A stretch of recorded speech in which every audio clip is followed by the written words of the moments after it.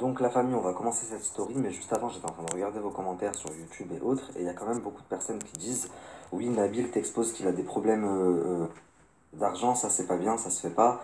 Vous avez quand même la mémoire courte. Rappelez-vous qu'à la base, il m'a quand même traité de petit arabe, et que lui n'avait pas le temps pour moi parce qu'il avait un empire, mais surtout, il a arnaqué beaucoup de personnes qui, à l'heure d'aujourd'hui, cherchent à récupérer leur dû, ce qui est normal. S'il y a 3 semaines de ça, il s'est retrouvé en garde à vue pour l'histoire là d'avoir tiré en l'air, d'ailleurs je vais y revenir et je vais vous expliquer, c'est pas pour rien. Donc suivez la story qui arrive pour que vous compreniez bien. Je vais vous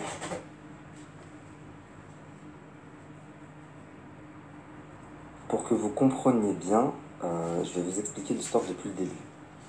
Donc Moujdad a monté une société dans le bâtiment en 2012.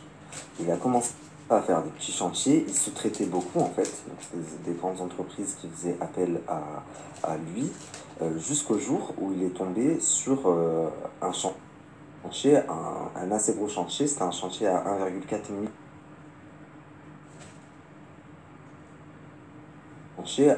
Un assez gros chantier, c'était un chantier à 1,4 million.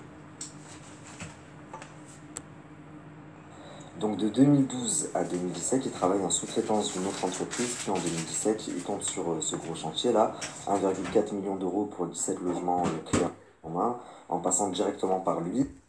Qui dit passe directement par lui, il n'y a pas de sous-traitance, il empoche 30% avant même d'avoir commencé les travaux, c'est un acompte, et c'est à partir de là qu'il commence à faire la vida loca, et c'est à ce moment-là qu'il a connu Mila Jasmine.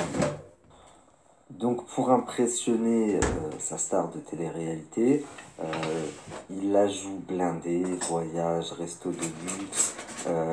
Il va même jusqu'à s'acheter une montre, sa première montre de luxe en leasing, donc en paiement en plusieurs fois.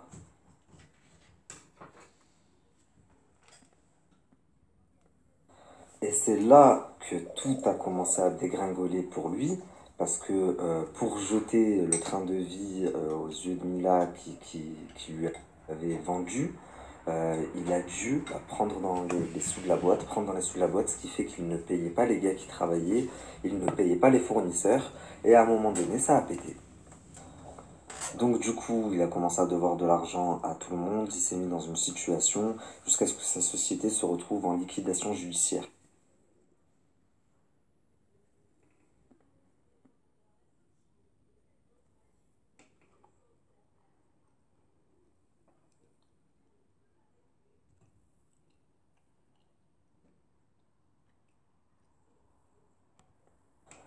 La famille suivait bien la story jusqu'à la fin, vous allez comprendre pourquoi je vous dis tout ça. Arrivé à un moment donné, il n'y a plus du tout d'oseille, il peut même plus retirer dans les comptes de la société, comme vous l'avez vu, il était à moins, je sais pas combien, mais il doit garder la face pour pouvoir garder Mila, parce que lui, il se dit en fait, si je lui montre que j'ai pas de thune, elle va me lâcher, alors il se met à utiliser les chèques de la société, à payer avec des chèques, mais il sait que c'est des chèques sans provision, il n'a pas de sous sur le compte, il doit de l'argent de partout. Donc, par derrière, pour se couvrir, il va à la gendarmerie et il déclare qu'on lui a volé son chéquier.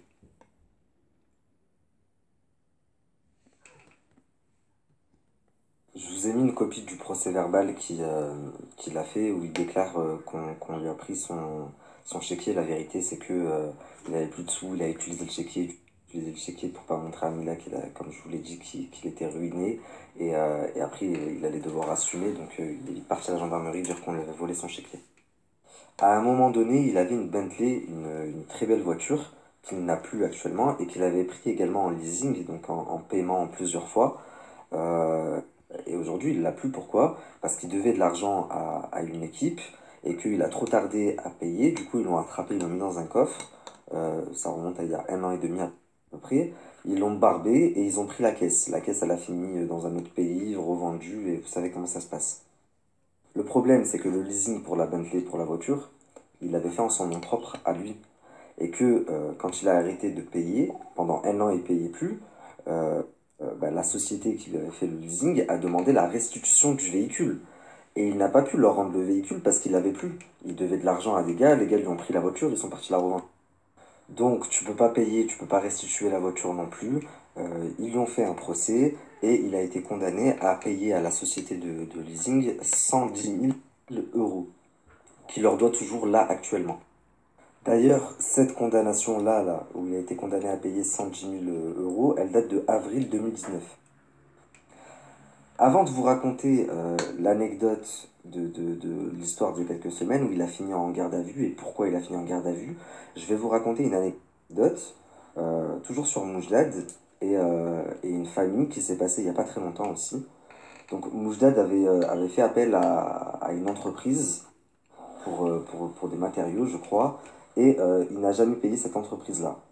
Donc le monsieur, au bout de un mois, 2 mois, 3 mois, 4 mois, Moujdad ne lui répondait plus. Il a décidé de se rendre directement chez Moujdad. Donc il est parti avec un ami à lui, il est parti chez Moujdad et il a toqué pour demander son dû. Bien sûr, Moujdad n'a pas répondu, il s'est enfermé dans sa chambre.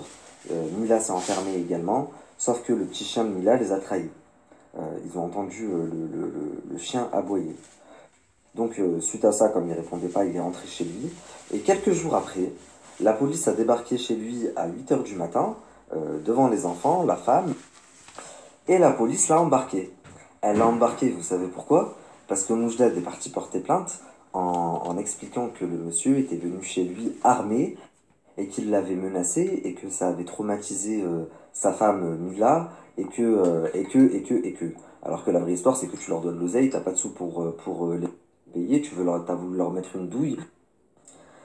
Et je me dis, c'est dingue parce que je suis en contact avec tellement de personnes qui ont travaillé avec lui et qui ont eu affaire à lui, que ce soit des anciens amis à lui, des anciens collègues de travail, des personnes qui ont travaillé pour lui, des personnes qui ont collaboré avec lui. Et je me dis, comment est-ce que tu arrives à te montrer et à faire le mec blindé sur les réseaux sociaux tout en sachant que ces gens-là te regardent? Et tout en sachant que ces gens-là, tu leur dois de l'argent et que tu les as douillés. Même à l'État, comment tu fais pour passer à la télé normale alors que tu dois l'argent à l'État? Tu as été condamné, tu as plusieurs condamnations où tu as été condamné à payer. Ça fait 3 ans que tu n'as pas payé tes impôts. Mais toi, normal, tu continues à te mentir à toi-même et à faire le mec hautain, mon empire, à prendre les gens de haut et à te montrer sur les réseaux sociaux la vie d'Aloca, la vie d'artiste. Alors que R, tu sais comme moi que Mila Jasmine, à la limite, son compte, il est plein. Enfin, elle a bon dessus. Elle a son petit billet de coffret. Mais toi, t'as R. T'as R. Et c'est bien pour ça que, comme je l'ai dit hier, tu as accepté de passer pour le cocu de service, tant pis, pour faire de la télé-réalité, parce que tu as vu que Mila, elle s'en sortait très bien et qu'elle gagnait bien sa vie, et que tu t'es dit, bah, je vais faire pareil, parce que tu étais dans la merde. Et voilà pourquoi tu te retrouves à faire des placements de produits comme tout le monde. Enfin bref, passons. Passons à la suite de l'histoire. Donc, il y a 3 semaines de ça, il a fait la une des journaux.